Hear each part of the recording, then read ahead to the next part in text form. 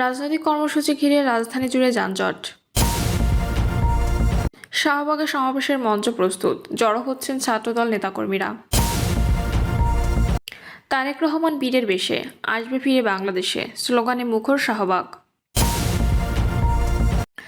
সিইসির সঙ্গে দেখা করতে ইসিতে হাসনাত নাসিরুদ্দিন। এবং সর্বশেষ জানাবো, কুষ্টিয়ার স্বামীকে আটকে রেখে স্ত্রীকে সংঘবদ্ধ, আটক 5।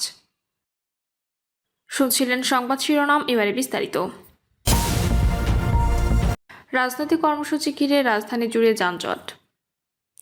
সপ্তাহের প্রথম কর্মদিবস রোববার এমনিতেই রাজধানীর সড়কগুলোতে গাড়ির চাপ বেশি থাকে। এর মধ্যে আজ ছাত্রদল ও এনসিপি সমাবেশ অনুষ্ঠিত হচ্ছে শাহবাগ ও শহীদ মিনারে। আছে সোহরাওয়ার্দী সাইমুম শিল্পী গোষ্ঠীর কর্মসূচিও। ছাত্রদলের কর্মসূচিকে অংশ নিতে ইতোমধ্যে আসতে শুরু করেছেন হাজার হাজার নেতাকর্মী। এর প্রভাবে বিভিন্ন সড়কে সৃষ্টি হচ্ছে যানজট। জানা গেছে, জুলাই আগস্ট গণঅভ্যুত্থানের বিজয়ের প্রথম বর্ষপূর্তি উপলক্ষে আজ ছাত্রদলের উদ্যোগে শাহবাগে ছাত্র সমাজের এবং এনসিপির উদ্যোগে ঢাকা কেন্দ্রীয় শহীদ মিনারে জুলাই ঘোষণাপত্র ও সনদের দাবিতে জনসমাবেশ আয়োজন করা হয়েছে। এছাড়া সোহরাওয়ার্দী উদ্যানে জুলাই জাগরণ অনুষ্ঠানে সাইমুম শিল্পী গোষ্ঠী। এসব রাজনৈতিক কর্মসূচিতে অংশ নিতে হাজার হাজার নেতাকর্মী সমাবেশস্থলের দিকে যাচ্ছেন।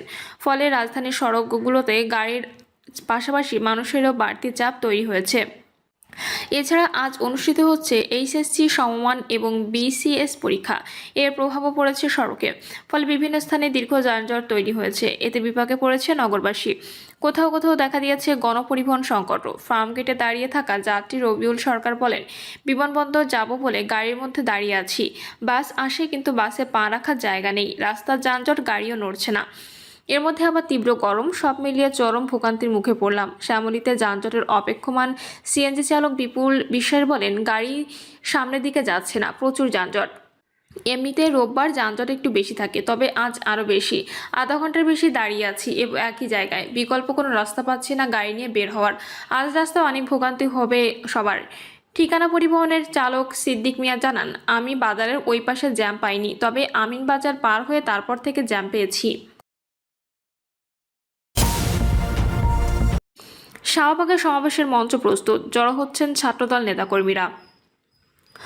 জুলাই আগস্ট গণঅভ্যুত্থানের বর্ষপূর্তি উপলক্ষে রাজধানীর শাহবাগ মোড়ে আয়োজিত ছাত্র সমাবেশ ঘিরে ব্যাপক প্রস্তুতি নিয়েছে জাতীয়তাবাদী ছাত্রদল। দুপুর 2টায় শুরু হতে যাওয়া সমাবেশের মঞ্চ ইতোমধ্যে প্রস্তুত এবং জড়ো হচ্ছেন সংগঠনের নেতাকর্মীরা। সমাবেশে ভার্চুয়ালি যুক্ত হয় বক্তব্য দেবেন বিএনপির ভারপ্রাপ্ত চেয়ারম্যান তারেক রহমান। সরাসরি উপস্থিত থাকবেন দলটির মহাসচিব মির্জা ফখরুল ইসলাম আলমগীর এবং ছাত্র বিষয়ক সম্পাদক রকিবুল ইসলাম বকুল। দুপুর 12টা থেকে নেতাকর্মীদের সমাবেশের স্থলে জড়ো হতে দেখা গেছে। তারা তারেক রহমান ও জিয়া পরিবারের নামে বিভিন্ন স্লোগান দিচ্ছেন। ছাত্রদলের পক্ষ থেকে জানানো হয়েছে, নগরবাসীর স্বাভাবিক চলাচলে সম্ভাব্য বিঘ্নের জন্য আগাম দুঃখ প্রকাশ করা হয়েছে। সমাবেশে অংশগ্রহণকারীদের জন্য নির্দেশনা হিসেবে ব্যানার, ফেস্টুন বা প্ল্যাকার্ড নিয়ে না আসার অনুরোধ জানানো হয়েছে। ছাত্রদল সূত্র জানায়, সমাবেশে অংশ নেওয়া নেতাকর্মীদের সামনে কয়েকটি রাজনৈতিক প্রতিশ্রুতি ঘোষণা করা হবে, যেগুলো ভবিষ্যতে বাস্তবায়নের দায়িত্ব ছাত্র সমাজকে নিতে হবে।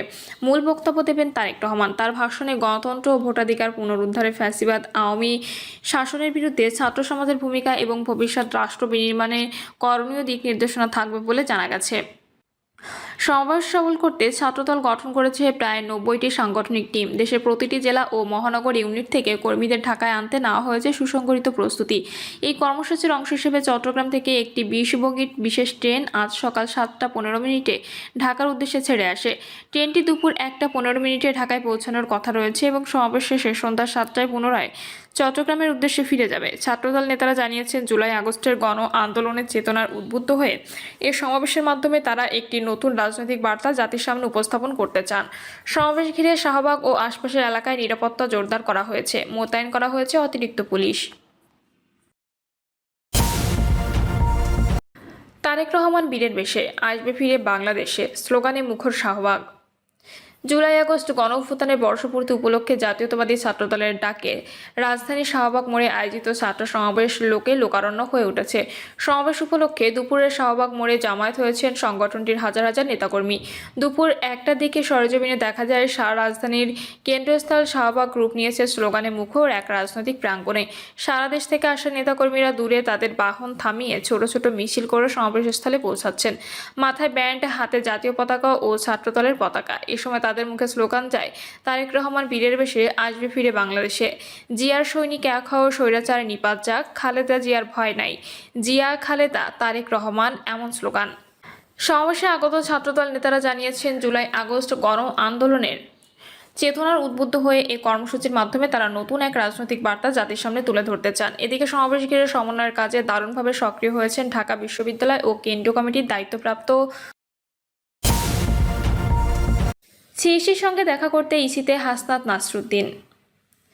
জাতীয় নাগরিক পার্টির মুখ্য সমন্বয়ক নাসিরুদ্দিন পাটোয়ারি, দক্ষিণ অঞ্চলের মুখ্য সংগঠক হাসনাত আবদুল্লাহ সহ একটি প্রতিনিধি দল প্রধান নির্বাচন কমিশনার এএমএম নাসিরুদ্দিনের সঙ্গে দেখা করতে এসেছেন। নাসিরুদ্দিন পাটোয়ারির নেতৃত্বে একটি প্রতিনিধি দল বেলা 12টার পর ইসিতে আসে। এতে রয়েছে জাতীয় নাগরিক পার্টির মুখ্য সংগঠক হাসনাত আবদুল্লাহ, যুগ্ম আহ্বায়ক খালেদ সাইফুল্লাহ এবং যুগ্ম সদস্য সচিব জহিরুল ইসলাম মুসা। এদিকে এনসিপি সহ নিবন্ধন চাওয়া নতুন 144 দলের শর্ত পূরণের সময় শেষ হয়ে আছে।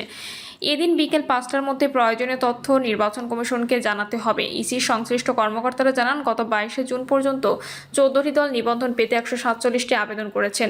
তবে প্রাথমিক বাছাইয়ে কোনো দলই শর্ত পূরণ করতে রাজি করতে পারেনি। তাই সম্প্রতি জাতীয় নাগরিক পার্টির সহ 144টি দলকেই প্রয়োজনীয় ঘাটতি পূরণে 15 দিন সময় দেওয়া হয়েছে। আজ সেই সময় শেষ হচ্ছে। আইন অনুযায়ী নিবন্ধন পেতে ইচ্ছুক দলের একটি কেন্দ্রীয় কমিটি, 1/3 জেলা ও 100টি উপজেলা কমিটি এবং প্রতিটি কমিটিতে 200 ভোটারের সমর্থনের প্রমাণ থাকতে হয়। এছাড়াও কোনো দলের কেউ পূর্বের সংসদ সদস্য থাকলে বা পূর্বের বিষয়ের 5% ভোট পেলেও নিবন্ধন পাওয়ার যোগ্যতা হিসেবে ধরা হয়। ওই প্রধান শর্তগুলো ছাড়াও বেশ কিছু নিয়মকানুন মেনে আবেদন করতে হয়। প্রাথমিক বাছাইয়ে এসব নিয়মকানুনগুলো সাধারণত খেয়াল করা হয়। নিবন্ধন প্রক্রিয়ায় দলগুলোর আবেদন পাওয়ার পর কমিশন প্রথমেই এগুলো প্রাথমিক বাছাই করে। এরপর সেই দলগুলোর তথ্যাবলী সরেজমিন তদন্ত শেষে বাছাই সম্পন্ন করে দাবি আপত্তি চেয়ে বিজ্ঞপ্তি দেয় কমিশন। সেখানে কোনো আপত্তি এলে শুনানি করে তার নিষ্পত্তি করা হয়। আর কোনো আপত্তি না থাকলে সংশ্লিষ্ট দলগুলোকে নিবন্ধন সনদ প্রদান করতে হয় ইসির। নিবন্ধন ছাড়া কোনো দল নিজ প্রতীকে ভোটে প্রার্থী দিতে পারে না। বর্তমানে নিবন্ধিত দলের সংখ্যা 51টি। নবম সংসদ নির্বাচনের আগে 2008 সালে নিবন্ধন প্রথা চালু হয়। এ পর্যন্ত 55টি দল ইসি নিবন্ধন পেলেও পরবর্তীতে শর্ত পূরণ, শর্ত প্রতিপালন, ব্যর্থতা এবং আদালতের নির্দেশে 5টি দলের নিবন্ধন বাতিল করে ইসি। দলগুলো হলো জামায়াত ইসলামী, ফ্রিডম পার্টি, ঐক্যবদ্ধ নাগরিক আন্দোলন, পিডিবি ও জাগপা। সম্প্রতি আদালতের আদেশে জামায়াত ইসলামী ও জাগপা নিবন্ধন ফিরে পেলেও ইসি কেবল জামায়াতের নিবন্ধন ফিরিয়ে দিয়েছে। কুষ্টিয়ার স্বামীকে আটকে রেখে স্ত্রীকে সংঘবদ্ধ ধর্ষণ, আটক 5। কুষ্টিয়ার ভেড়ামারায় সংঘবদ্ধ ধর্ষণের শিকার হয়েছেন এক গৃহবধূ। স্বামীকে মারধর করে আটকে রেখে 4 জন মিলে ওই গৃহবধূকে ধর্ষণ করে। এক প্রেস বিজ্ঞপ্তিতে কুষ্টিয়া জেলা পুলিশ জানিয়েছে, নওগাঁ জেলার সোহেল নামের এক ব্যক্তি ভেড়ামারা থানাধীন কুষ্টিয়া বাজারে ভাড়া বাসায় স্ত্রীকে নিয়ে বসবাস করেন। সে ডেকোরেটর দোকানে কাজ করেন। তার স্ত্রী বড় মাইলের একটি হোটেলে রান্নার কাজ করেন।